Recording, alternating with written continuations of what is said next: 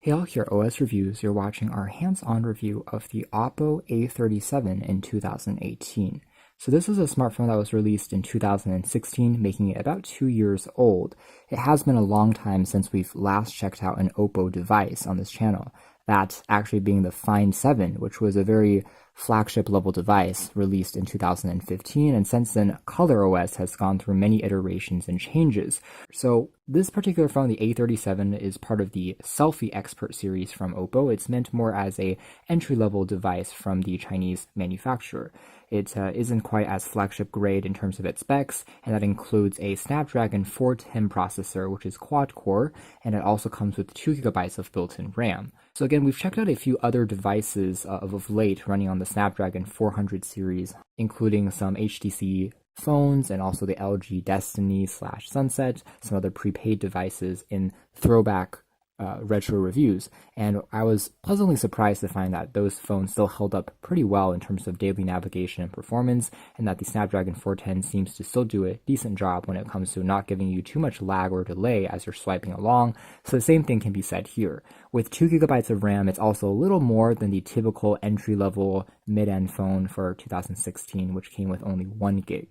Other specs included a 5-inch TFT LCD display with pretty generous viewing angles. It came in at 720p, which is sufficient, and on par with the offerings by Honor and Xiaomi and the Redmi series in the same price range for under $200 as an unlocked phone. It is a dual SIM device as well. Other specialties include built-in NFC, which is a nice touch, and the entire phone comes in various colors, including rose gold that you see here that has some aluminum accents on the back, again, reminiscent of Xiaomi's Redmi series of devices.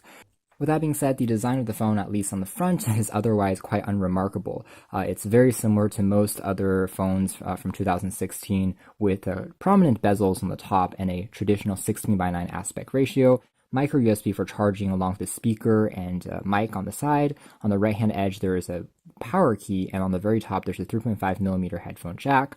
On the back, there's an 8-megapixel autofocus camera with an LED flash. So taking a closer look at the software next, again, it is running on ColorOS, and ColorOS is based on Android. It's Oppo's proprietary skin, and it's actually running on top of Android 5.0 Lollipop in this particular instance. So the wallpapers here do change dynamically each time that you switch it back on, and inside we see that there is no universal app tray. So again, the presence of NFC is a little rare on a relatively inexpensive phone, but it is found here. That's a great trait because you can use it with services like Google Wallet for mobile payment. Again, something that you don't tend to find on many of the competition in the same price, such as on Xiaomi's Redmi phones, for instance. The way that the icons are displayed are still slightly reminiscent of Apple, and again, the lack of a universal app tray may bother some, just because it doesn't give you as much flexibility as on a stock Android device. With that being said, it's very simple, it's easy to use, and it's easy to pick up and learn.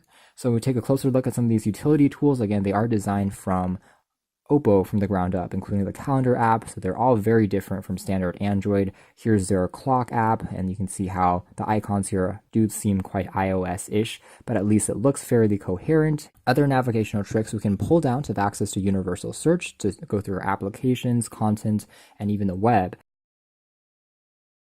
Now, what you won't find on this phone, however, is a biometric fingerprint scanner. Otherwise, the main keys on the bottom here are not backlit, which makes them a little more challenging to see at night, but they correspond to simply home, back, and opening up multitasking. So you can tell that navigation here is quite simple, again, quite reminiscent of iOS, but overall there's a nice haptic vibration as well whenever you tap on one of these keys. So the first thing we're going to take a closer look at here is going to be that camera, because again, the A series is kind of Oppo's Selfie Expert line. Interface is once again reminiscent of iOS, with these panels that you can slide through to access features like a panoramic mode. There's also a beauty mode, so again, that tries to reduce the pimples and tries to brighten up your complexion. You can also record video up to 1080p, and along with the ability to capture a GIF or kind of an animation. You can also apply filters in addition to capture an HD picture. So what that does is stitch multiple photos together to create a larger megapixel count, and even capture raw images. Again, quite rare on a low-cost budget phone. Here's a sample image, and the takeaway is the quality of the photos aren't shabby at all.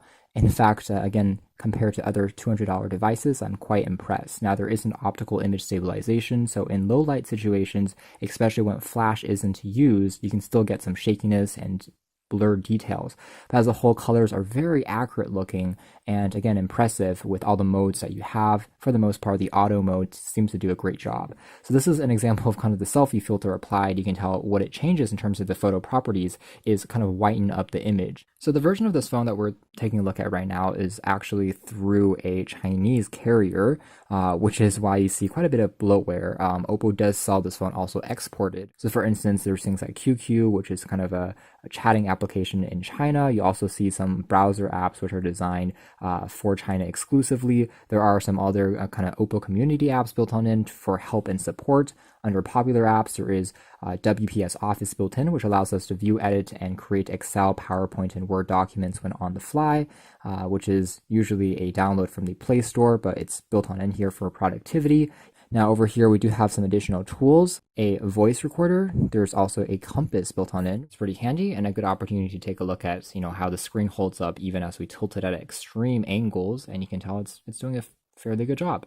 In terms of web browsing, performance is, again, quite good. There is a Oppo browser built on in, which is not going to be everyone's cup of tea. Again, this version here is in Chinese. We do have some reader articles on the front page, and we also have kind of news segmented into things like entertainment by cities, or enter a full URL here on the top. And you can even tap to scan a QR code, which I think is kind of cool. This is Oppo's keyboard, which I think is fairly spacious as a 5-inch phone. Again, in 2018, we are used to larger screens, especially as devices have migrated into a more stretched aspect ratio.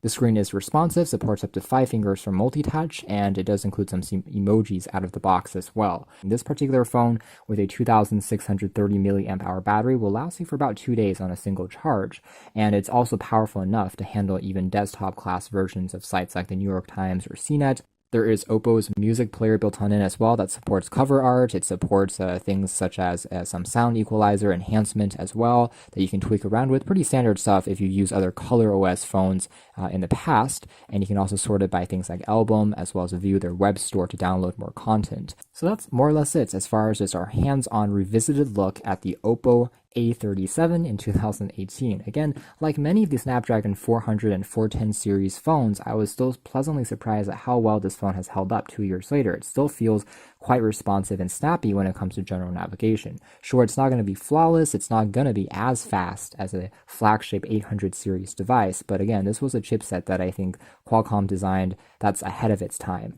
More importantly, many of the 400 series phones in 2018 are becoming very inexpensive, and that includes the Oppo A37, which you can still find in new condition for, again, under $50 now, which I think is something to consider. So you can check out more details about this in the links down below, but for now, that's been our video. Thanks for watching here at OS Reviews. That's been our hands-on look at the Oppo A37.